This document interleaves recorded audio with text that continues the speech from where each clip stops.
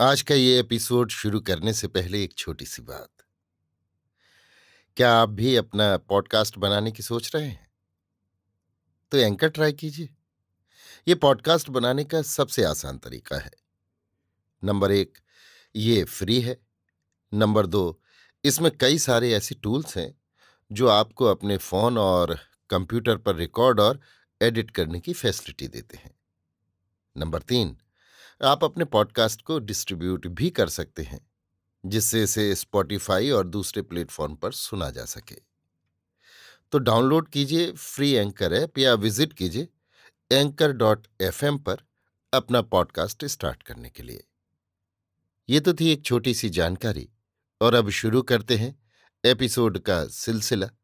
तो आज के एपिसोड में लीजिए सुनिए किशोरीलाल गोस्वामी के लिखे उपन्यास खूनी औरत का सात खून का 13वां परिच्छेद, दो सज्जन, मेरी यानी समीर गोस्वामी की आवाज में। उस बदजात थानेदार के जाने पर वे दोनों चौकीदार मुझसे बातचीत करने लगे। वे दोनों बेचारे बड़े भले आदमी थे। उनमें से एक दियानत हुसैन तो मुसलमान थे और दूसरे रामदयाल ब्राह्मण। बातों ही बातों में उन दोनों को मैंने अपनी सारी राम कहानी सुना दी, जिसे सुनकर वे दोनों बेचारे बहुत पछताने लगे और यों कहने लगे कि दुलारी, जो खून तुम्हारे घर में हो गए हैं उनके कसूर में आश्चर्य नहीं कि तुम ही सजा पा जाओ और वो कसूर तुम्हारे ही गले मढ़ा जाए। पर कुछ परवाह नहीं, जन्म लेकर कोई बार बार नहीं मरता। तुम्हारा धर्म जो नारायण ने बचा दिया, उसके मुकाबले में फांसी की तख्ती कोई चीज ही नहीं है। यदि धर्म और परमेश्वर कोई चीज हैं तो वे दोनों तुम्हें अच्छी गति देंगे और परलोक या दूसरे जन्म में तुम सुख पाओगी। फिर ये भी बात है कि यदि तुमने सचमुच खून न किए होंगे तो भगवान तुम्हें बचा भी सकते हैं। आहा, मैं उन दोनों भले चौकीदारों की हमदर्दी से भरी और सच्ची बातें सुनकर बहुत ही प्रसन्न हुई और कहने लगी, हाँ भाइयों, मैं मरने से नहीं डरती, इसीलिए तो आप यहां आकर हाजिर हो गई हूं। पर ये खून मैंने नहीं किए हैं।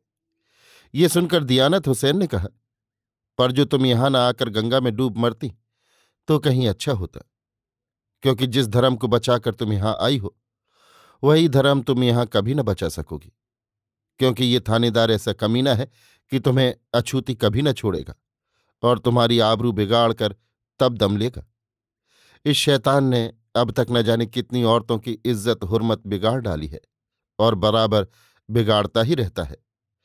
इस गांव के लोगों का नाकों में दम आ गया है, पर बेचारे लाचार हो रहे हैं, क्योंकि इस नालायक की किसी तरह यहां से बदली भी नहीं होती।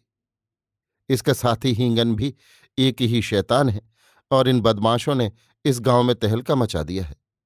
मेरी सरकार बहादुर तो अपनी रियाया की भलाई के वास्ते पुलिस का महकमा खोल बैठी है, पर इस महकमे में बाजे बाजे ऐसे कमीने घुस आते हैं कि जिनसे रियाया को उल्टा और परेशान होना पड़ता है।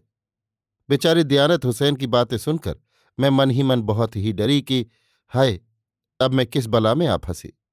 अस्तु मैंने उनसे यों कहा, भाई साहब, तो यहां मैं क्या करूंगी? हाय, क्या आप लोग मुझ अनाथ लड़की को नहीं उबार सकते? मेरी बात सुनकर रामदयाल मिश्र ने दियानत हुसैन से कहा, भाई, ये लड़की साक्षात सिंहवाहिनी दुर्गा है, सो ये अपने सतीत्व के बल से आप अपना धर्म बचा सकेगी। रही हम लोगों की बात, सो भला हम लोग इसकी कौन सी सहायता कर सकते हैं? ये सुनकर दियानत हुसैन ने कहा, हाँ भाई साहब, ये तो ठीक बात है, क्योंकि हम लोग एक महज मामूली चौकीदार हैं। ऐसी हालत में हम लोग एक कैदी औरत को उस अय्याश और बदकार अब्दुल्ला थानेदार से क्यों कर बचा सकते हैं?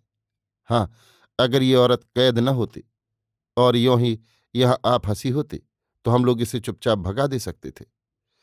पर जबकि ये नौजवान लड़की खुद यहां आकर फंस गई है, तब भला इसे हम लोग कैसे छोड़ सकते हैं? भाई, अपनी अपनी जान सभी को प्यारी होती है, इसलिए इसे हम लोग कैसे यहां से भगा दें? चौकीदार दियानत हुसैन की बात सुनकर रामदयाल ने कहा, हाँ भाई, ये सब बातें तो तुम ठीक कह रहे हो। बाद इसके मेरी तरफ घूमकर उन्होंने मुझसे यों कहा, बहन दुलारी, अब तुम केवल भगवती का ध्यान करो, क्योंकि उसके अलावे अब्दुल्ला थानेदार से तुमको कोई भी नहीं बचा सकता। ये सुनकर मैंने यों कहा, सुनो भाइयों, मैं यहां से भागना नहीं चाहती और न यही चाहती हूं कि तुम लोग मुझे यहां से भगाकर खुद आफत में फंसो। अजी, जो मुझे भागना ही होता तो मैं आप यहां आती ही क्यों। सो मैं भागना नहीं चाहती और न फांसी से ही डरती हूं। पर हां, मैं अपने धर्म के लिए अवश्य घबरा रही हूं कि कहीं मेरा वही अमूल्य सतीत्व न जाता रहे। हाय, जिस सतीत्व की रक्षा के लिए मैं यहां आई, वही सतीत्व थानेदार अब्दुल्ला के हाथों गंवाना पड़ेगा। अच्छा, आप लोग मेरे लिए कोई चिंता न करें, क्योंकि अब मैंने ये बात भली भांति समझ ली कि भगवती की जो इच्छा होगी वही होगा। ये कहकर मैं फूट फूट कर रोने लगी और रामदयाल तथा दयानत हुसैन मुझे ढांढस देने लगे। घंटे डेढ़ घंटे के पीछे मैं कुछ शांत हुई और रामदयाल और दयानत हुसैन के साथ थानेदार अब्दुल्ला के चाल चलन के विषय में बातचीत करने लगी। उन दोनों ने उसके अत्याचार की बहुतेरी कहानियां मुझे सुनाई, जिन्हें मैंने खूब मन लगाकर सुना। सब कुछ सुन लेने पर मैंने उन दोनों की ओर देखकर यों कहा, तो भाइयों, इस गांव के लोग ऐसे बदमाश थानेदार की रिपोर्ट सरकार में क्यों नहीं करते। इस पर उन दोनों ने पारी पारी से यों कहा, दुलारी, भला बेचारे गांव के गरीब आदमियों में इतनी हिम्मत कहाँ है। बस इतनी बातचीत होने के बाद रामदयाल मिश्र एक लोटा भरकर दूध ले आए और मुझसे बोले, ये चंडाल थानेदार तुम्हें खाने पीने के लिए कुछ भी न देगा, इसलिए ये गाय का दूध मैं लाया हूं, इसे तुम पी लो। ये सुनकर मैंने बहुत कुछ नाही नुक्कर किया, पर उन्होंने इतना आग्रह किया कि फिर मैं ज्यादा हठ न कर सकी और उस लोटे में भरे हुए सारे दूध को गटर गटर पी गई। मैंने उस कोठरी के जंगले के पास आकर अपने मुंह से अंजलि लगाई और बाहर से एक पत्ते में धार बांधकर रामदयाल ने मुझे दूध पिलाना प्रारंभ किया। यों जब मैं सब दूध पी गई, तब उन्होंने कुएं का ताज़ा पानी लाकर मेरा हाथ मुंह धुला दिया। फिर वे दोनों घूम घूम कर मेरी कोठरी की चौकसी करने लगे और मैं अपने पिता की शोचनीय मृत्यु और उनका यों ही बहा दिया जाना स्मरण करके फूट फूट कर रोने लगी।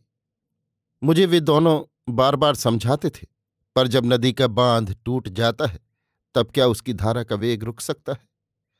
खैर, इसी तरह मैं घंटों तक रोया कि फिर आप धरती में लुढ़क गई और नींद ने मुझे अपनी गोद में सुला लिया।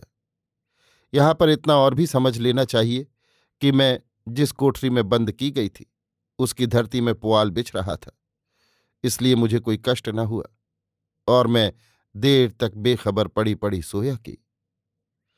अभी आप सुन रहे थे किशोरीलाल गोस्वामी के लिखे उपन्यास खूनी औरत का सात खून का 13वां परिच्छेद, दो सज्जन, मेरी यानी समीर गोस्वामी की आवाज में।